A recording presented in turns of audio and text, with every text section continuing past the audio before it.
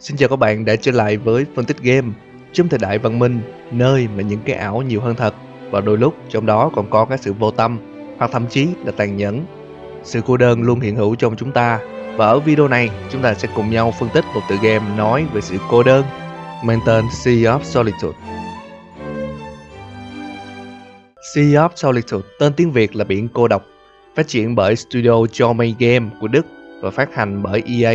Trò chơi được xây dựng dựa theo kinh nghiệm cá nhân của nhà văn Cornelia Geppers, cũng là giám đốc sáng tạo của game, đồng thời sử dụng triết lý của nhà văn Anna Porges, người đã tạo ra cuộc thảo luận về nạn tự tử trên website The Outline.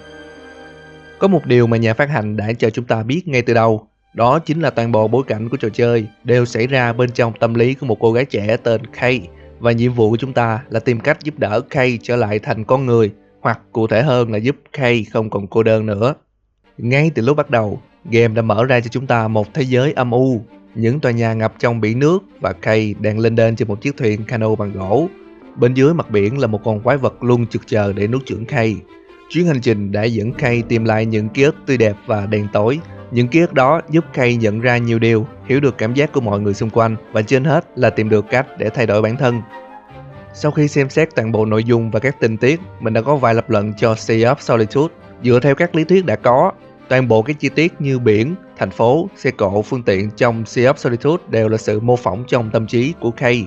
Toàn bộ game chúng ta sẽ gặp tổng cộng là 6 con quái vật, một bé gái tóc trắng và rất nhiều những đốm lửa sáng, và tất cả chỉ là phép ẩn dụ. Thành phố dưới nước chính là những nơi mà Kay đã từng đến, nước biển chính là dòng cảm xúc. Đó là lý do tại sao trong game mực nước biển lại thay đổi, ý là ám chỉ sự thay đổi lên xuống liên tục trong cảm xúc của Kay.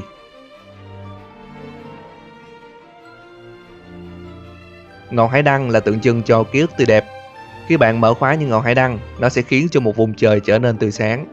Đốm lửa sáng mà Kay đi theo tượng trưng cho sự thật. Nó có thể dẫn dắt Kay tìm lại những ký ức cả tốt và xấu. Còn những cục đen bay xung quanh đốm sáng mà Kay hay bỏ nó vào ba lô, những cục đen đó tượng trưng cho áp lực.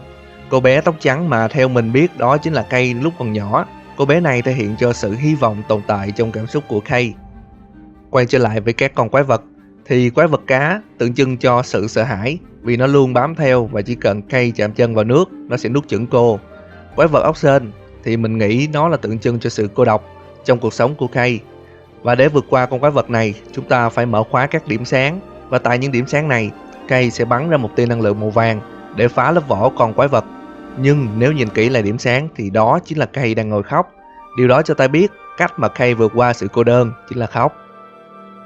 Quái vật chim là tượng trưng cho người em trai tên Sunny của Kay, luôn bị bạn bè trên trường chế nhạo.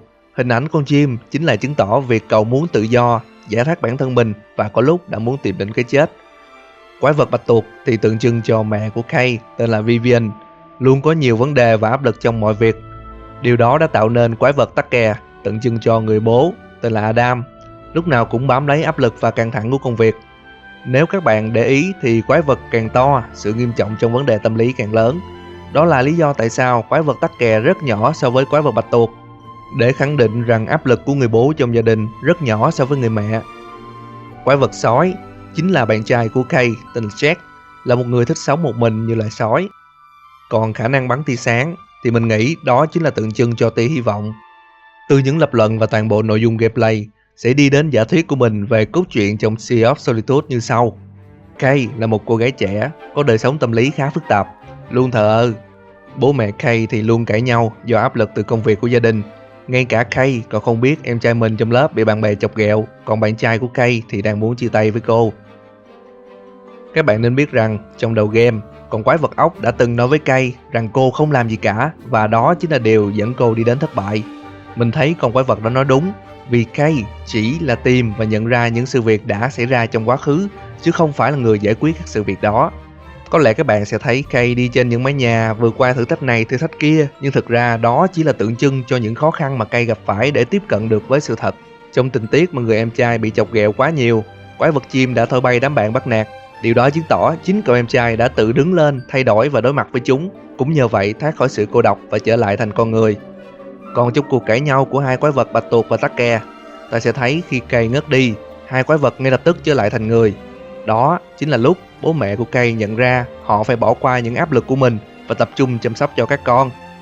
Còn trong cuộc chiến với quái vật sói, Jack đã xua đuổi Kay và khuyên cô rằng hãy tiếp tục sống tốt, sau đó nằm ngủ dưới dòng nước. Điều này chứng tỏ Jack đã hoàn toàn chia tay Kay.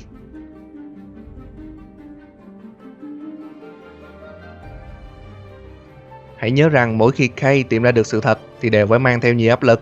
Tất cả những áp lực đè nặng lên Kay lúc này vỡ ra và bao quanh cô, khiến cho cô chọn sống trong sự cô độc. Sự lựa chọn đó thông qua việc Kay bắt đầu tin vào quái vật ốc, và chúng ta cũng nhận ra con quái vật cá từ đầu không hề bám theo Kay, mà vì nó muốn ăn những áp lực mà Kay đang mang theo. Nhưng với sự dẫn dắt của hy vọng, Kay đã bước tiếp và cô đã cho quái vật cá ăn thịt con quái vật ốc. Ý nghĩa của đoạn này chính là muốn nhắc chúng ta, nhiều lúc để có thể sống tiếp, chúng ta phải buông bỏ những áp lực xung quanh. Sau đó, chúng ta thấy Kay đang trên một hòn đảo rất đẹp, có cả quái vật ốc và quái vật cá ở đây, nhưng chúng rất nhỏ. Ý nghĩa của đoạn này chính là cho chúng ta biết rằng cuộc sống rất tươi đẹp, hãy tận hưởng nó. Và đã là con người thì cô đơn và nỗi sợ lúc nào cũng hiện hữu, nhưng đừng để nó quá lớn. Ở đoạn cuối cùng chúng ta thấy Kay đã trở lại thành người và đi trên một hòn đảo, sau đó hướng đến chapter 12 mang tên Feeling Good. Điều này chứng tỏ Kay đã nhận ra mình phải làm gì. Cô đã sẵn sàng đối mặt với hiện tại và chắc chắn rằng nếu trong tay vẫn còn tia hy vọng thì mọi chuyện sẽ ổn.